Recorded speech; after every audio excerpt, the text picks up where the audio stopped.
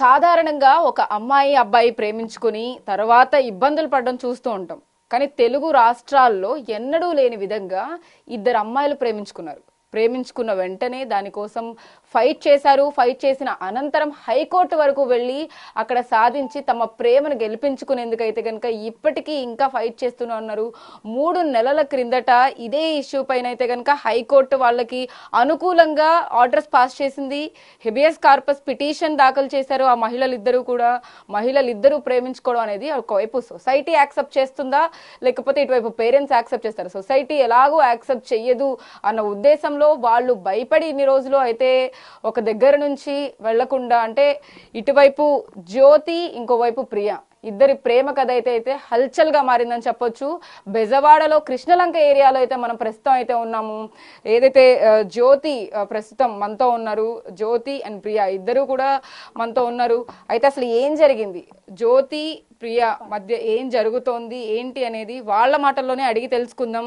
అసలు ఫస్ట్ వాళ్ళిద్దరికి పరిచయం ఎలా ఏర్పడింది, ఈ వాళ్ళిద్దరికి ఫీలింగ్స్ ఉన్న విషయం ఎవరితో షేర్ చేసుకున్నారు ఏంటి, అసలు దీని వెనకాల కథ ఏంటి, ఇంత ఫైట్ చేయడానికి ఎవరు సపోర్ట్గా ఉన్నారు, వాళ్ళ మాటల్లోనే అడిగి తెలుసుకుందాం.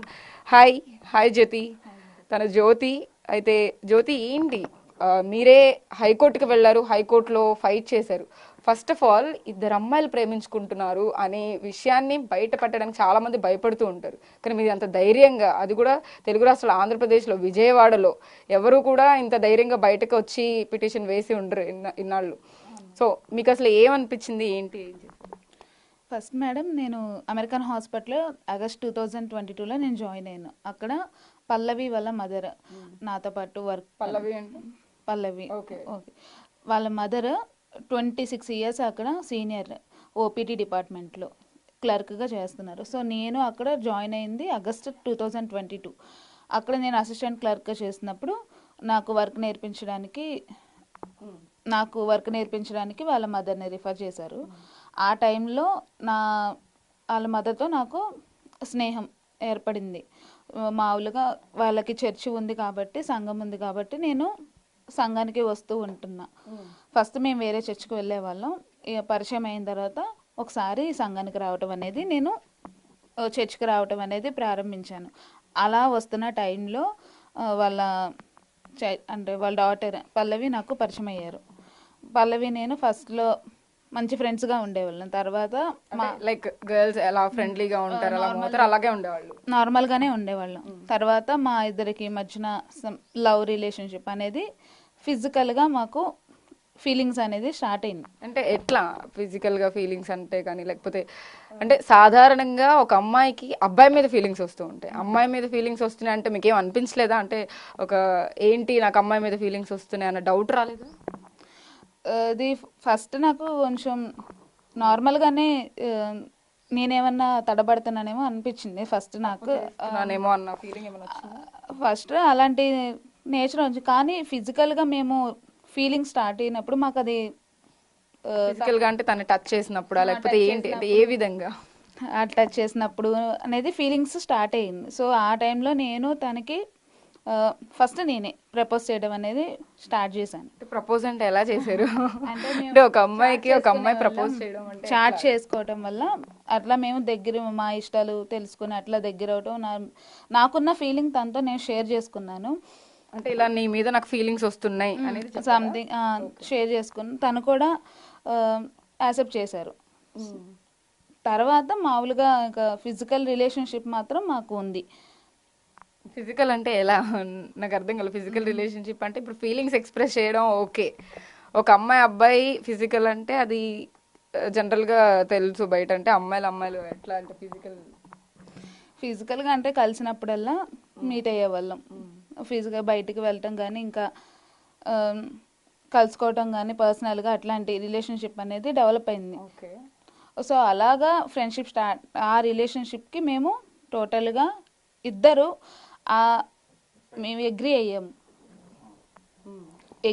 కానీ ఆ టైంలో మాకు అది తప్పు అనిపించలేదు. అలానే మేము మా పేరెంట్స్ని కానీ ఎవరిని కానీ చీట్ చేయాలనే ఉద్దేశం కూడా లేదు మాకు. సో ఆ టైంలో అలా ఫీలింగ్స్ ఎక్స్పోజ్ చేసుకున్నాము.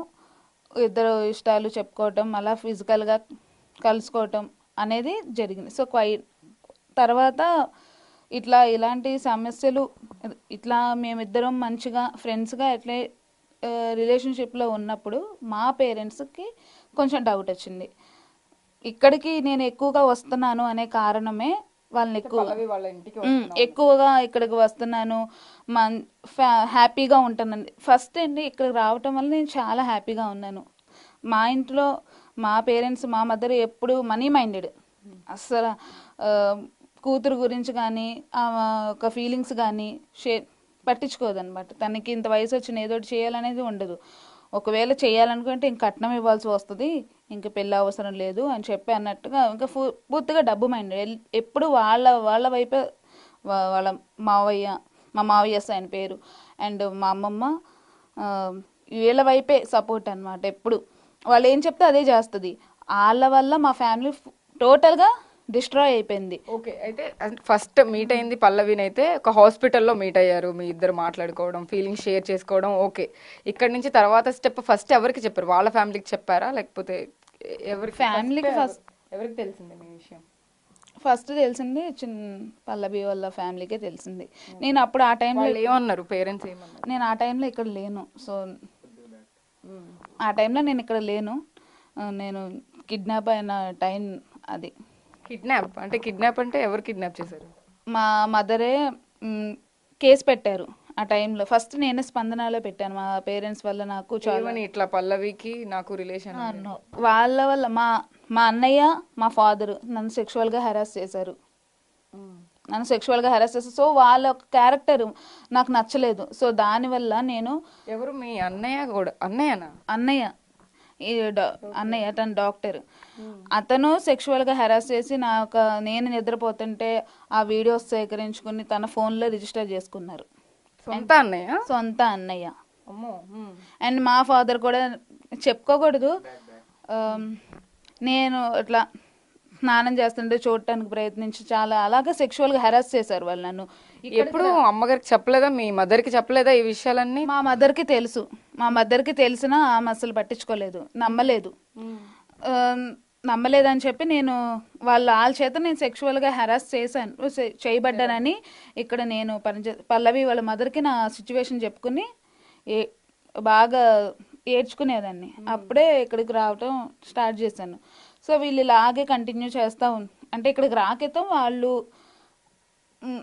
నాకు ఆ సెక్షువల్ హెరాస్మెంట్ ఉంది కాబట్టి నేను కేసు ఫైల్ చేశాను ఇదే ఇష్యూ మీద. ఏంటి మీ ఫాదర్ అండ్ బ్రదర్ మీద ఇద్దరి మీద కేసు ఫైల్ చేసాం స్పందనలో చేసాము. అండ్ మా మదర్ కూడా మనీ మైండెడ్. సో మా మదర్ కూడా ఏ మాత్రము కూతురు అనే ఇది కూడా లేకుండా సపోర్టివ్గానే మాట్లాడుతుంది. ఎవరికొకరికి ఇచ్చి చేసేద్దాం, ఏం కట్నం ఇవ్వాల్సి వస్తుంది అని చెప్పి తను కూడా అట్లా నన్ను ఫోర్స్ చేసేది. నువ్వు ఎవరొకరిని చేసేసుకో ఇట్లాగా అట్లా ఫోర్స్ చేస్తూ ఉండేది. అలాగే నా మనీ కూడా ఎప్పుడు నేను పనిచేస్తున్న జీతమే అడిగేది, కానీ అది కూడా ఆ మనీ కూడా తీసుకెళ్ళి మా మావయ్యకి వాళ్ళ అమ్మమ్మకి ఇచ్చి దాచిపెట్టేసి నన్ను మళ్ళీ వాళ్ళకి ఎంతో ఒక బానిసలుగా చేయడానికి మా మదర్ ప్లాన్. ఈ నేచర్ నాకు నచ్చక వీళ్ళ గురించి తెలుసుకున్నాక నేను చాలా సఫర్